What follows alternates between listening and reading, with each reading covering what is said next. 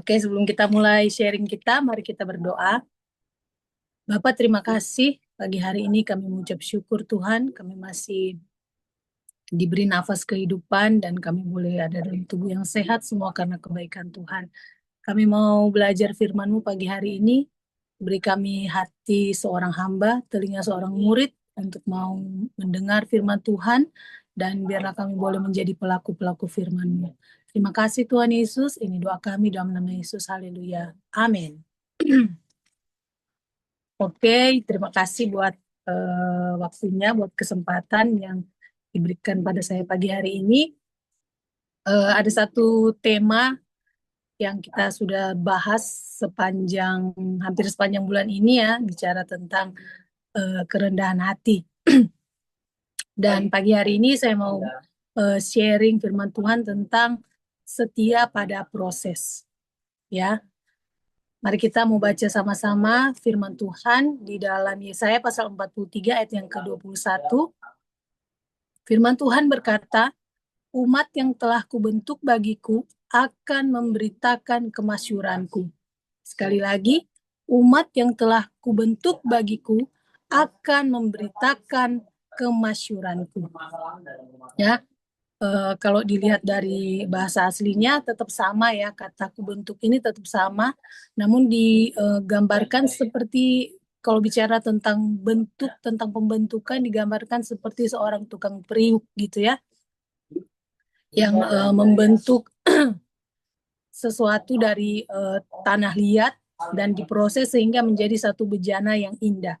Nah, pagi hari ini firman Tuhan mau mengingatkan kepada kita bahwa proses Tuhan itu tujuannya untuk kita menjadi anak-anak Tuhan yang memasyurkan kebesaran nama Tuhan. Nah, jadi kalau mungkin hari ini kita ada di titik di mana kita kan selalu berbicara tentang 4 pilar ya. Pilar keuangan, pilar kesehatan, keluarga, kerohanian. Nah, mungkin hari ini mungkin ada yang kondisinya sehat, tapi sebelum-sebelumnya melewati sakit penyakit gitu kan, dan hari ini sembuh, itu pasti karena melewati proses ya, sudah melewati proses. Keluarga yang tadinya sudah hampir berantakan, hari ini bisa dipulihkan Tuhan, itu sudah melewati proses, melewati pembentukan ya. Keuangan yang tadinya sembarangan, sekarang bisa menikmati keuangan yang lebih baik, pasti karena kita semua melewati proses. Nah, jadi proses itu baik. Next Kak Grace, next slide. Proses itu baik karena proses menjadikan hidup kita berkualitas. Amin. Sekali lagi katakan, proses itu baik karena proses menjadikan hidup kita berkualitas, ya. Tuhan membentuk hidup kita tujuannya supaya tadi ya kita memberitakan kemasyuran nama Tuhan. Nah, dalam menghadapi proses, memang proses itu tidak enak ya.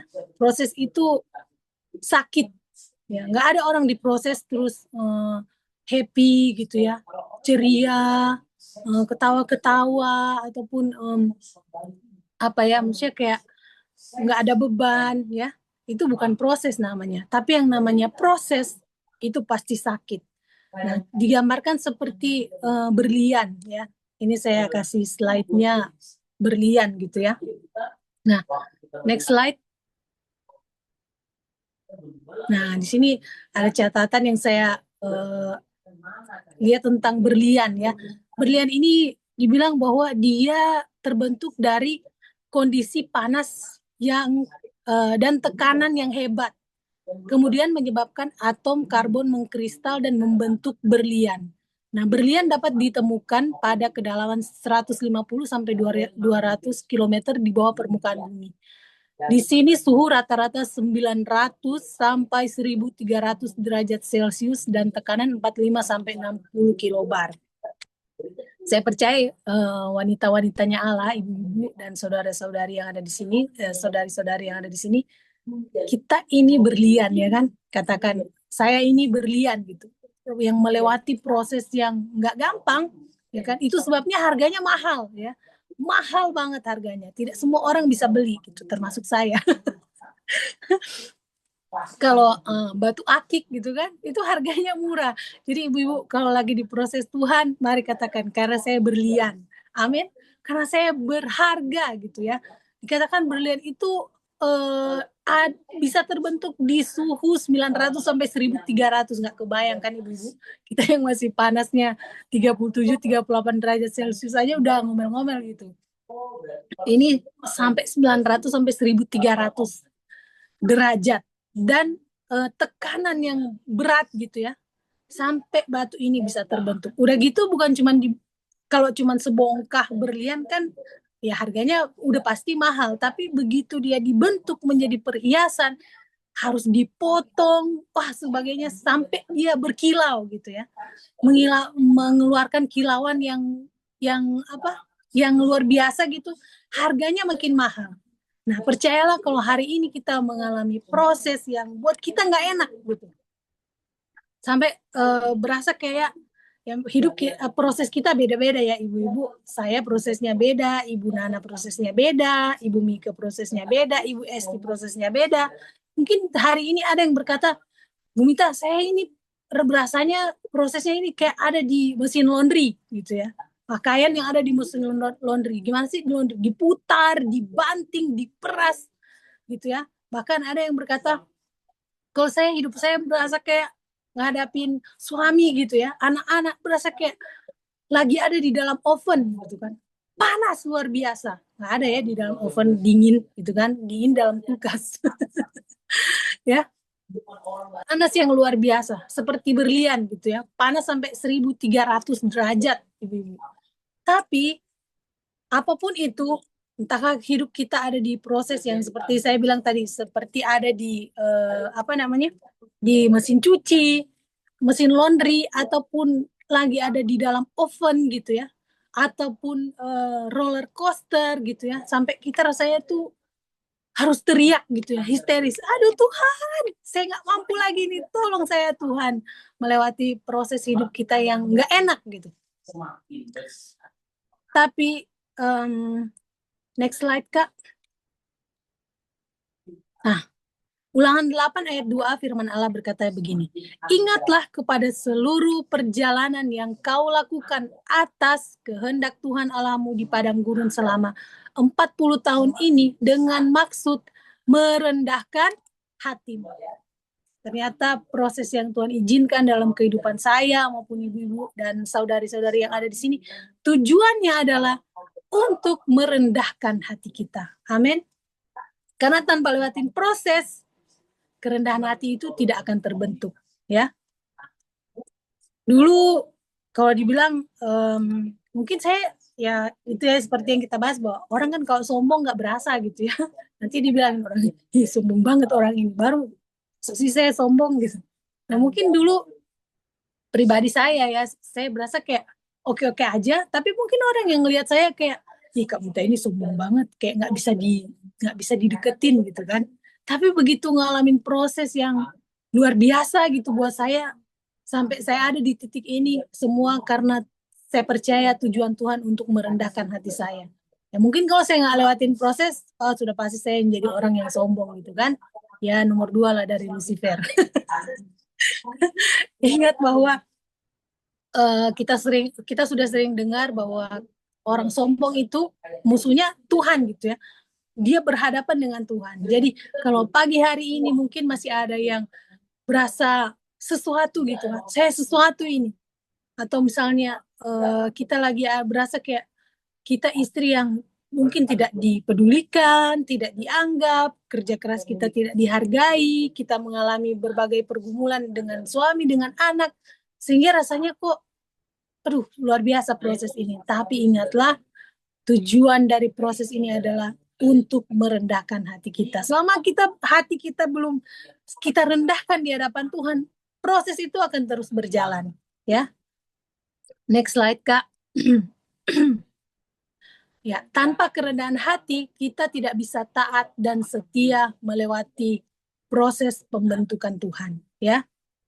Tanpa kerendahan hati, karena waktu kita diproses, seperti yang saya bilang, proses itu sakit. Tidak semua orang bisa mengalami, tidak semua orang bisa tetap setia melewati proses. Ada yang akhirnya menyerah gitu kan, menyerah dengan keadaan. Namun firman Tuhan yang saya beri tema setia pada proses ini berbicara tentang orang yang setia pada proses cenderung tidak mudah menyerah ketika menghadapi kesulitan atau kegagalan. Mereka melihat kegagalan sebagai pelajaran dan terus berusaha bukan menyerah pada proses. Terus belajar melakukan yang terbaik. Amin. Mungkin hari ini kita berasa gagal gitu ya. Namun jangan menyerah, jangan berhenti. Terus setia. Dan yang terutama adalah kita minta kekuatan dari Roh Kudus ya. Kita minta kekuatan Tuhan karena dengan kekuatan kita sendiri sudah pasti kita tidak mampu ya. Ya, pagi hari ini kita juga mau belajar tentang bagaimana melewati proses dari seorang wanita yang luar biasa. Nah, seorang wanita yang bernama Abigail ya. Firman Tuhan berkata di 1 Samuel 25 ayat 3, nama orang itu Nabal dan nama istrinya Abigail. Perempuan itu bijak dan cantik, tetapi laki-laki itu kasar dan jahat kelakuannya. Nah, kalau kita, saya percaya kita semua udah baca tentang kisah ini ya, Abigail ini. Firman Tuhan sendiri mencatat dia seorang istri yang cantik, juga seorang istri yang bijaksana ya. Perempuan itu bijak dan cantik. Tapi suaminya dikatakan kasar dan jahat kelakuannya. Sesuai dengan namanya, Nabal, artinya bebal gitu ya. Kok bisa gitu seorang yang cantik, seorang yang bijaksana menikah dengan seorang laki-laki yang kasar, yang jahat, bebal lagi.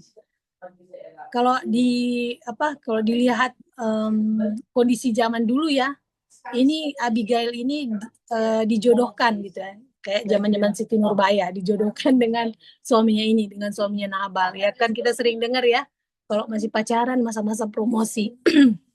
Jadi yang baik-baik yang ditampilin, begitu menikah aslinya keluar gitu ya. Jadi Abigail ini mempunyai suami yang kasar gitu. Nah, dan dalam cerita ini kalau ibu-ibu punya waktu bisa baca gitu ya, di mana Daud dan tentaranya yang ada 600 orang waktu itu mereka menjaga kawanan domba dan kambing dari Nabal ini karena dia orang yang sangat kaya. Dia punya 3.000 domba dan pokoknya punya ternak ya yang banyak ya sampai ribuan gitu. Dan zaman itu kan di padang gurun, kalau zaman dulu ada bajak laut, juga ada bajak darat gitu ya. Jadi orang-orang yang punya ternak-ternak itu tidak rentan dengan ternaknya dicuri, dirampok. Nah, jadi dengan adanya Daud di tempat di mana ada kambing dombanya si Nabal ini, kambing dombanya terlindungi gitu. Tidak ada yang kehilangan. Dan waktu itu ada musim menggunting bulu domba gitu ya, dan di situ diadakan pesta. Intinya begini, Daud cuma meminta istilahnya persembahan kasih, ada di situ ya di 1 Samuel itu. Daud cuma minta persembahan kasih untuk orang-orangnya dia gitu ya. 600 orang, bayangkan 600 orang nggak sedikit ya kan. Nah waktu permintaan Daud disampaikan kepada Nabal, yang ada dia maki-maki orangnya Daud gitu. Nah jadi waktu disampaikan kepada Daud, Daud sudah mengambil keputusan untuk menumpas semua orang yang ada di dalam rumahnya Nabal, termasuk istri dan semua yang ada di dalam rumahnya dia. Tidak boleh disisakan satu orang pun. Dan akhirnya bujangnya Abigail ini datang kepada dia menyampaikan perihal yang terjadi gitu kan. Dan satu keputusan yang bijaksana yang Abigail ambil. Kalau kita baca dalam kisahnya, Abigail ini datang menghadap Daud dengan dia membawa makanan gitu ya. Dia bawa banyak makanan. Ibu-ibu bisa baca ceritanya. Nah, jadi di sini next slide Kak. Ini Abigail seorang istri yang hidup di bawah tekanan suaminya yang bebal, namun dia tetap taat pada proses hidup yang harus dijalani. Nah, gimana kondisi kita ibu-ibu hari-hari ini? Apakah kita punya suami yang seperti Nabal? Nggak ada lah ya, suami-suami kita takut akan Tuhan, apalagi udah ikut Rockman. Jadi melewati proses yang buat kita nggak enak, seperti saya bilang tadi, proses kita beda-beda. Namun yuk kita belajar dari Abigail ya. dia punya kesempatan untuk meninggalkan suaminya yang tidak sesuai gitu ya, dengan mungkin dengan harapannya dia, tapi tidak ada dicatat dia mengeluh ataupun dia berniat jahat ingin memberikan suaminya kopi yang berisi sianida. Nggak ada, mungkin zaman itu juga memang belum ada sianida gitu kan. Tapi next slide. Next slide, Kak Grace. Nah, Abigail istri yang bijaksana yang mampu bertindak pada saat yang tepat dengan cara yang tepat. Ya, Abigail ini datang menemui Raja Daud, dia bawa persembahan, dia bawa makanan pada Raja Daud. Dibilang kan kalau kita mau bicara sama suami kita, kasih makan yang kenyang gitu ya. Karena kalau dia udah kenyang, mau bicara apa aja pasti aman gitu. Dan kita harus lihat juga bagaimana kondisi untuk kita ngomong sesuatu gitu ya. Kalau saya jujur ya ibu-ibu, saya bukan istri yang seperti Abigail ini cari waktu untuk bicara yang tepat. Kalau saya enggak, kalau saya udah udah marah kesel, langsung saya hantam. Habis itu ya udah gitu. Nah, jadi belajar ya bagaimana kita bersikap, bertindak, mengambil tindakan yang bijaksana. Next slide. Nah, seseorang mudah taat karena di dalam dirinya ada penundukan diri. Amin. Dikatakan penundukan diri adalah sikap hati yang dari dalam. Dan taat adalah perbuatan yang terlihat di luar. Waktu di dalam hati kita ada penundukan diri, kita gampang untuk taat. Ya, apalagi kita kan firman Tuhan katakan istri tunduklah kepada suami. Penundukan diri itu bentuk dari yang keluar adalah ketaatan gitu ya. Kita taat sama suami. Sekalipun mungkin berasa kayak saya kan lebih ini dari suami saya berasa saya lebih pintar, saya yang lebih hebat. Namanya istri sesuai dengan firman Tuhan katakan tunduk kepada suami. Ya, selama masih sesuai dengan kebenaran firman Tuhan lakukan. Kayak seperti Abigail ini ya. Punya suami yang jahat, punya suami yang kasar, namun dia tetap bertahan gitu. Next slide. Nah, di sini dikatakan bahwa setia pada proses tanpa protes. Ya, kok kita banyak protes, lewatin proses lama jadinya. Kita protes terus ya, Tuhan kok gini sih, kan saya udah gini, saya udah gitu, tapi kok hasilnya mana Tuhan gitu. Makin kita doakan kayaknya makin ini ya, makin susah, makin yang jauh kayak yang dekat jadi jauh, yang jauh jadi dekat gitu. Tapi setialah pada proses. Dikatakan Abigail ini dari istri seorang Nabal yang bebal, kasar dan jahat, walaupun kaya raya gitu ya, punya harta berlimpah. Tapi karena dia setia dengan prosesnya dia, sehingga kita tahu bahwa Nabal itu 10 hari dia jantungnya berhenti ya, dia ajar sama Tuhan gitu, jantungnya berhenti dan hari ke-10 dia mati gitu ya. Begitu dia meninggal, apa yang terjadi ibu-ibu? Dia dipanggil oleh Raja Daud untuk menjadi istri ya. Kalau ibu baca di cerita itu dia bilang saya hanya dia menyebut dirinya hamba gitu ya. Dia hanya punya keinginan untuk menjadi hamba dari Raja Daud, bahkan hanya untuk membasuh kaki hamba-hambanya Daud. Dia nggak kepikiran untuk menjadi istri seorang Raja Daud gitu ya. Tapi karena kesetiaannya dengan proses yang dia alami, tekanan yang luar biasa dialami sehingga dia berkilau, ya kan? Seperti berlian, berkilau. Dan dari istri seorang Nabal yang nggak terkenal gitu ya, kan kalau firman Tuhan nggak cerita kita nggak kenal gitu kan siapa Nabal ini, tapi dia menjadi istri seorang Raja Daud. Wah, Raja Daud yang dari keturunan Raja Daud sampai kepada Yesus Kristus ya. Dia menjadi seorang wanita yang berkedudukan tinggi, yang mapan, berkuasa, berpengaruh tentunya. Ya, next slide. Nah, sekali lagi ya, proses Tuhan membentuk kita melewati proses, tujuannya bukan untuk membinasakan kita ya, bukan untuk maksudnya bukan untuk membuat kita susah terus dalam hidup ini, bukan. Tapi tujuan Tuhan memproses kita adalah supaya hidup kita memberitakan kemasyhuran nama Tuhan.